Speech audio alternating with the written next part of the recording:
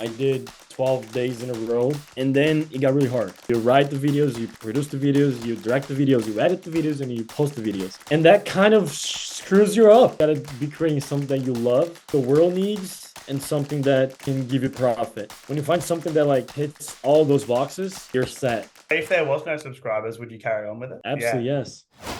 Hi.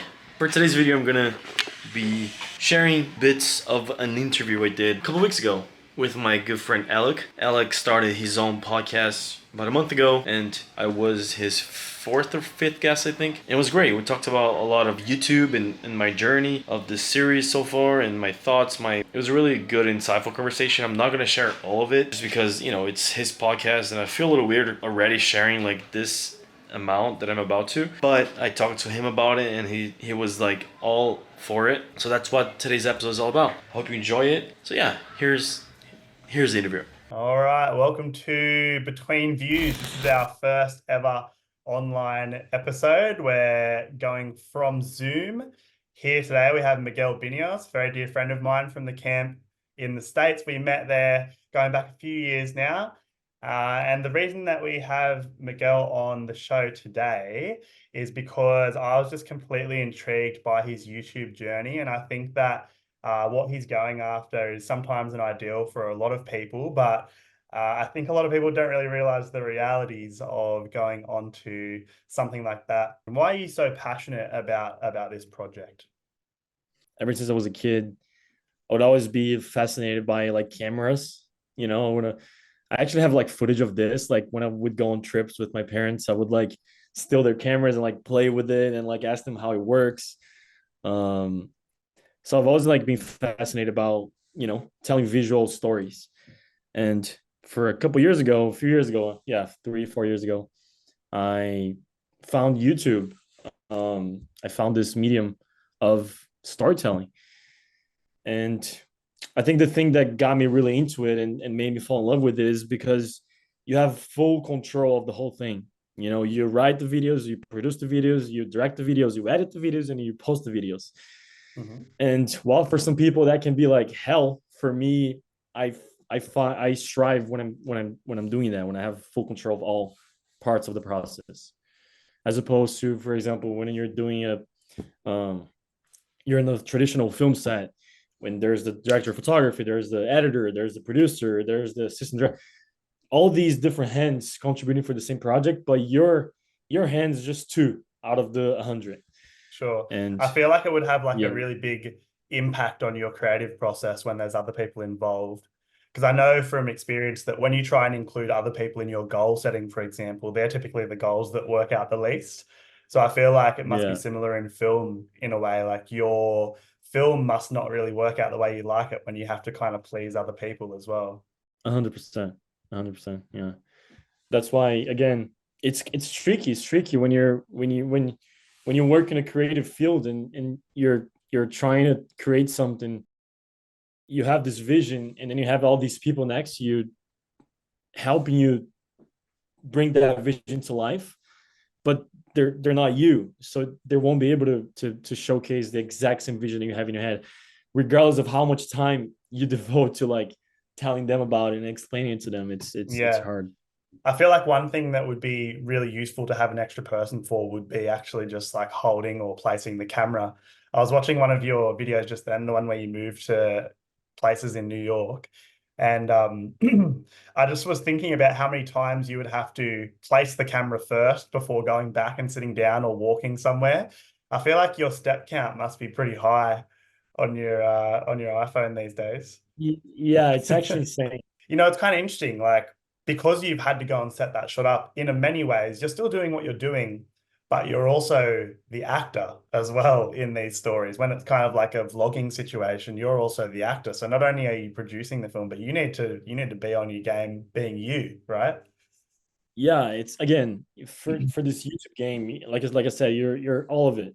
You're the camera guy, you're the actor, you're producing. Like when I'm making these videos, like it's like I go back and forth between like different mindsets.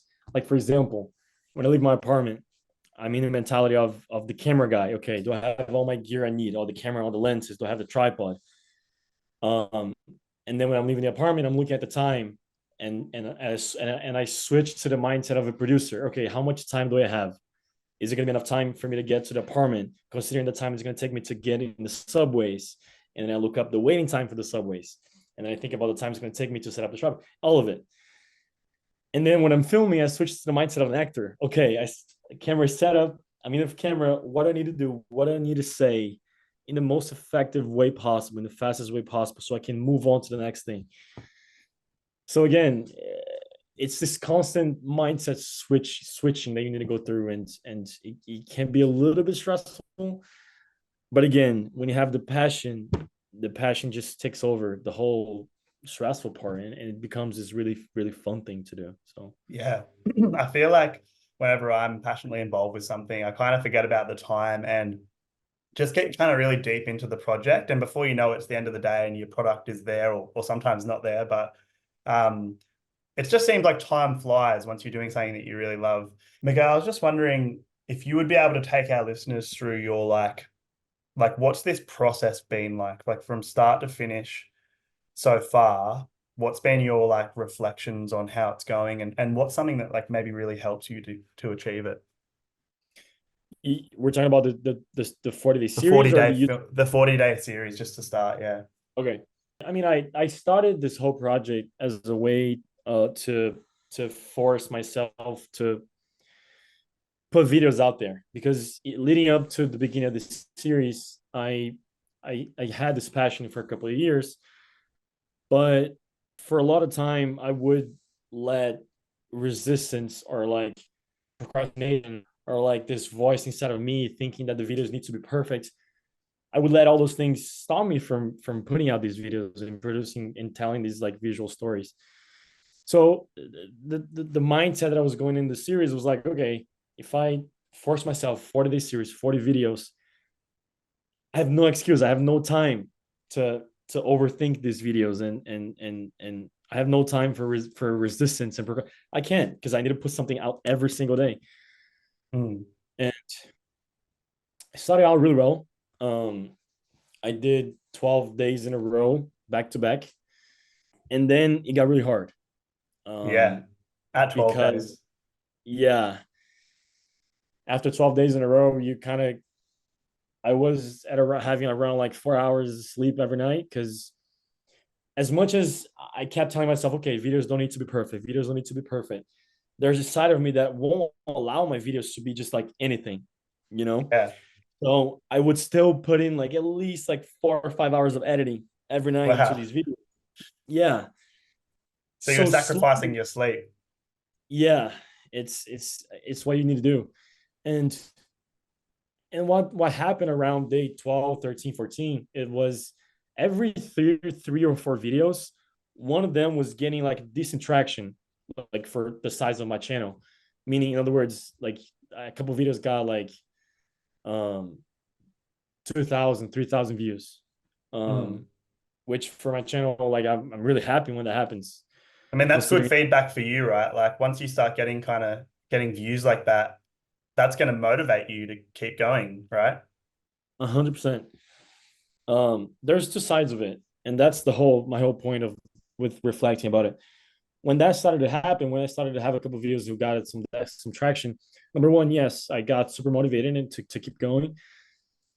But the other side of it, I've actually talked about this in one of my latest videos, was when you have a video or two that do really well, it's really easy for that news like sort of like level of viewership to become your standard and to become your Mm. expectation of every Mm. video. Um, and that really affected my workflow, because then all of a sudden, for every video, for every day that I'm trying to make a video, I'm thinking about the videos that worked, the videos that got the most views. And I'm thinking, okay, in that video, what did I do there? How can I replicate that into today's video to get the same level of viewership, to get the same traction? And that kind of screws you up, because all of a sudden it's less about the process, it's less about your passion, and more about the views, and more about the how can I reach more people. And that's dangerous, and that shouldn't I mean, who am I to say what should or shouldn't be? But at least for me, it shouldn't. It's not my driving force. It's not what got me going in the beginning. Mm. Um, and so I, here f- my. Oh, you go. Sorry. I was going to say, I find that very interesting because I remember seeing this YouTuber once. He had like, if you scroll down to the bottom of his profile, he had about 60 different videos of different things. And it wasn't until he actually landed on something. I think it ended up being like backpack reviews or something like that. It got a little traction. And then he just became backpack review guy. He had all these other things he was interested about, but he went after the views instead, which I think must be kind of difficult for you to deal with, trying to figure out whether you just want to stick with doing what you're passionate about, or, obviously monetarily speaking, it's a good thing to get views and followings and things like that, because then what you're doing can become much more your career. You can actually dedicate this time to put your passion in the right place. But I feel like YouTube must have this effect of, I guess, training the producer to create certain content. How do you deal with that?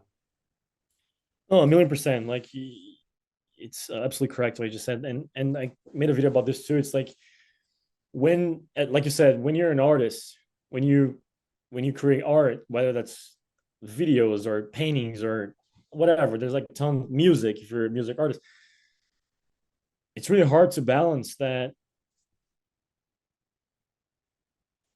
passion. And on the other side of it, you gotta make sure you have money coming in to keep you going. Because if you don't, Mm, how do you do it? yeah, And the way I found to solve that is to find a balance. Sometimes pursue one thing, which is the passion and stories um that I'm passionate about, and where I'm not worrying about if it's gonna give views or not. But sometimes I'm pursuing the videos where, okay, for the algorithm, it's probably gonna catch, it probably works. Um, so it's really about that, I guess. More than less of like focusing on only one thing. yeah. This reminds me You of know. an interview I had just recently.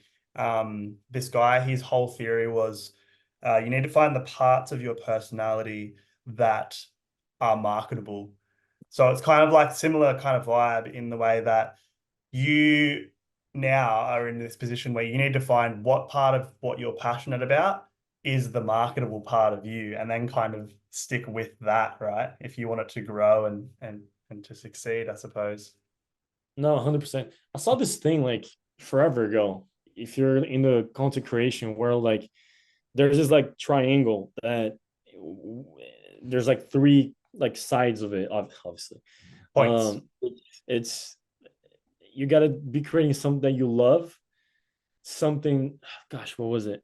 Something that the world needs, and something that can give you profit. When you find something that like hits all those boxes, you're set, you know? And So it was something that you love, something that the world needs, and something that can give you profit. yeah, something that brings money, yeah. And then the And center of that is the sweet spot. it's the sweet spot. But here's the thing: the reality is it's almost impossible to find that sweet spot. So in most cases, people trying to get at least two to hit at least two boxes. Yeah. Um, If you were giving advice to someone who was starting to do what you're doing now, what would you tell them to do?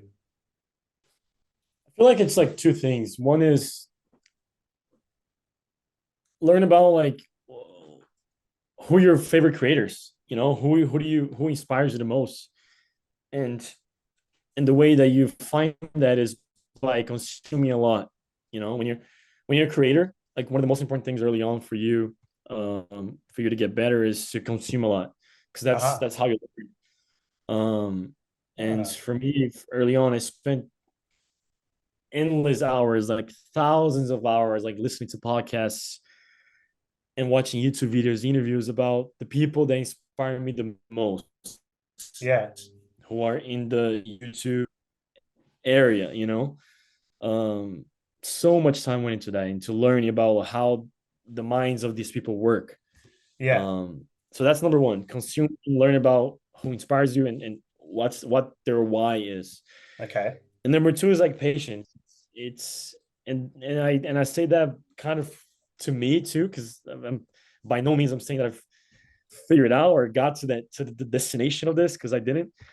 But it's patience is like the most important thing um ever if you're in this place of creating, Hmm. because it just takes time. It takes a lot of time for you to find your audience, for the audience to find you, for you to figure out your content, what kind of shots work better with you, what kind of editing works better with you. And yeah, patience and being patient with the journey. So yeah. Patient with yourself as well, right? And I feel like one thing that people are going to come up against early days is like in the beginning of the process that you're not going to have any subscribers. You're not going to have much hours viewed. And the process probably starts, I imagine, really slowly. I bet it's super slow at the beginning, until Mhm. you do start to get that traction. Maybe you have some videos that are a bit more of a hit. Um, what would you say on those days where you weren't getting sort of like what you were after? What was your way of dealing with that? Like how did you go through those movements of just the slow days with not many likes, not many subscribes? By having this like really almost unreasonable level of self-belief and confidence, because again, when you, like I said, when you're starting out, when you don't have the numbers, something in you needs to make you believe that somehow someone somewhere is going to want to hear what you have to say. Yeah. And again, it needs to be almost like unreasonable how much you have that. Yeah. um So were you just born with that or did but you have to develop that? I definitely had to develop that. Yeah. you So know for you, it was really important to follow other people's stories first and watch, I guess, your role models so that you were able to understand what you might be going through at certain times and also to figure out what you wanted, how you wanted to do your own YouTube and I guess what might be useful tools for you. exactly. Speaking of tools, what would you say are some useful tools for someone going on this kind of journey? What do you think are your top tools for someone starting their YouTube journey? You mean like technical tools, or Yeah, like I guess they could time? be tools like that help you technically. Maybe it's your camera equipment, for example, or it could be just interpersonal tools. Like what you said before about self-confidence or anything like that. What do you think has been the most helpful things for you tool-wise on this journey? Like, what do you need? I feel like, again, it goes back to, and I don't mean to sound repetitive, but this really is like No, no, what I go ahead. believe. It's having a clear vision of like, what's your passion, what is it that you love, what kind of story would you like to tell with your art, whether that's videos or music or whatever. um Having a clear definition of that, and then having a huge level of patience, being patient with the process, and number three, just starting. I feel like in this field, starting is 80% of the process. So Study is many people, 80%. yeah, this is just top of my head, but yeah, like so many Yeah. people get so stuck in the first step. They're trying to think, they're trying to see the whole path, of the journey before they take the first step. When in reality, you don't need to see the whole thing. You just need to see where the first step is going to take you. And after you take that first step, then you worry about the next one, and then the next one, and then the next one. Um, that was really important for me in the beginning, at least, because I more of the times that I can remember, I found myself in this place where, okay, if I do this, then what? If I make the video, then what? You know, when in reality, you need to figure it out as you go. You know, Hmm. as opposed to, again, having the a whole plan of the whole thing before you take the first step. So Of course. So what I'm gathering is you spent a lot of time developing your vision. and figuring out first what it was that you were passionate about, which is a big topic these days. Like in the times we live in, it's important, especially in Western culture, to figure out what it is you love, what it is you like, and try and turn what you do into, like what you do naturally, into your career almost. I think it's very, very brave that you're taking the time to do this. That you've sacrificing a lot of time. You've obviously invested in your own equipment and your own study, mostly time investment, by what I'm hearing. It sounds like the big thing for a content creator is investing time in learning and watching and consuming. And then you equally have to do the exact same amount of time starting to produce, and it's slow at the start. But now, do you feel like now, because you've made a major milestone, and do you feel like now you're getting, is that enough of a reward for you to keep going? Like, was hitting that milestone enough feedback for you, like positive feedback to carry on with this? Or is it, what's driving you more? Is it your passion, or is it a mix of the reward of that milestone? Or what's the number one driver these days for you now that you've kind I of feel reached where like, you're at? again, when you ask me what drives me to keep going and if hitting the milestone had any effects to this drive, is it didn't, because I have this self-awareness Hmm.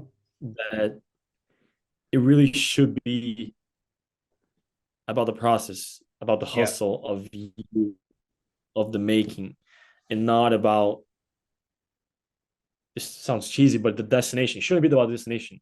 Because if the numbers are all you think about, if the numbers are what you're aiming for, when you get there, then what? You know? Um, because there's always going to be like, okay, my goal is to get to 1,000 subscribers, and you get there, and then your goal is going to be, oh, now I need to get to 10,000 subscribers, and then you do all the work to get there, and then when you get to 10,000 subscribers, oh, I want to get to a million, and it's this never-ending process, and I Mm. found that it's not the healthiest, you know. Mm. Um, so I found, at least for me, that focus on, okay, how can I feel the most creative fulfilled in a daily basis when making these videos, regardless of the numbers. Of course, I think about the numbers. I don't want to, I'd be a liar if I said that I don't look at the analytics and the numbers. It's one of those things where everybody does. But you gotta have this constant reminder for of making sure that's not your biggest driving force. So I don't know if that Mm. answers your question. No, no, no, it did. Yeah, I guess it can be very easy to get caught up in the numbers for sure. And that's one of those things, it's like you hear the story over and over again where people chase a certain dollar value in their bank account, and then when they get there, they're like, oh, now what? And they end up just So, going for the next dollar value, and the process repeats itself. I'm sure that's very satisfying for some people, and obviously having a bit of extra cash is really good. Having extra subscribers is really good for your own process. Um, exactly. but you're right. It's the internal feedback, it's the motivation, and just enjoying what you're doing while you do it. That's probably much more important to focus on, which is part of the process, right? Like you said. Exactly. Is every day, like when I'm thinking about these videos, when I'm starting to set up the tripod, I'm like, I have this subconscious question, like, how can I make this fun? How can I make this, again, creative fulfilling? Like, what can I do if there was no subscribers at all? Would I still be doing this? You Mm. know, all these questions that when you start to ask yourself more and more, you start to realize that that's what it's about, and you start to come up with the solutions as to, again, how to find this driving force, how to keep going. Yeah. Well, so if there was no subscribers, would you carry on with it? Probably, yeah. It's definitely a tricky question because, like, in other words, I think a better way to look at it is like if there was no YouTube, if I would still find ways of making little videos, little movies. The answer is Yeah, absolutely yes, yeah, absolutely yes. Um, whether that's another platform, another social media, or going to traditional filmmaking, which I still have passion for. It's not like I have zero passion for traditional filmmaking and cinema. I ever since I graduated college, I I've been reminding myself not to close that door. yeah. Maybe I close it for now for the next couple years of my life since I'm focusing on YouTube. But later Hmm. on, when I get older, like I definitely would like to have the experiences of maybe directing a movie or being part of a huge 2 month long film set. Like it's all about the experiences. So Yeah. and that was the episode. Thanks for watching. I'm gonna leave Alec's podcast channel and the website name and whatever all in the description. Make sure to follow it and watch the entire episode when it comes out because this was not the entire podcast. We talked for about like an hour and a half easily. So there's a lot more to it. So thanks for watching and I'll see you in the next video.